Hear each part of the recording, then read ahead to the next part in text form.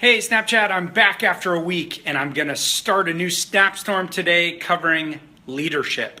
One bit of advice I've given teams for years is that leaders should dip but not skip. Let me explain. Wherever you're at in the organization, if you're a leader at this level, or this level, you have a need to get information from down the chain. Let me just start with my entry role. I'll explain to you how I think about this concept and then how it applies to the CEO or the business function leader.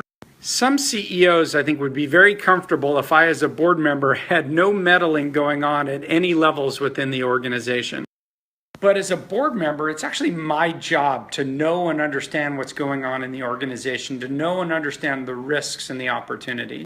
How can I really participate in strategic discussions if everything I know is framed by one individual?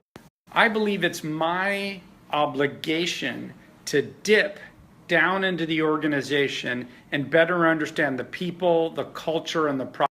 But while it's my obligation to dip down into the organization, I should never skip a level in decision making. If I'm not happy with what I'm hearing, or if I don't believe that the organization is addressing every issue it needs, it's my obligation then to deliver through the CEO. Skipping would be if I reach down in the organization and start directing resources within the company, which I think is terrible for board members to do. I can listen. I can try and persuade members of the level of how they might view the future world, but I shouldn't be directive. And of course, the same is true of CEOs. I think it's very destructive in organizations where CEOs try to make decisions down at these levels. When you do that, you're simply undermining the authority of the people who report to you, and I think it's very destructive for your relationship with your direct reports. It's okay to disagree with direct reports. It's okay to have vociferous debates. I don't believe it's okay to direct their resources what to do. If you find yourself disagreeing with someone who reports to you in the value chain, you have to make decisions about when to let them win and when to overrule them. If you overrule your direct reports too often, you'll either hire sycophants or your best people will quit. But of course, every great leader is going to have times where you don't agree with the people who report to you.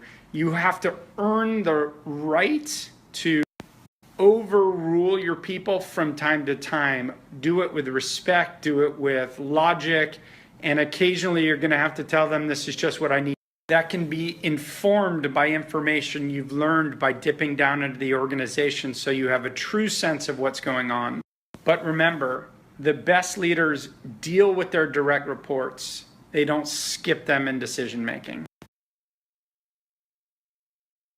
I'll be back all week giving you more leadership advice. Thanks for tuning in.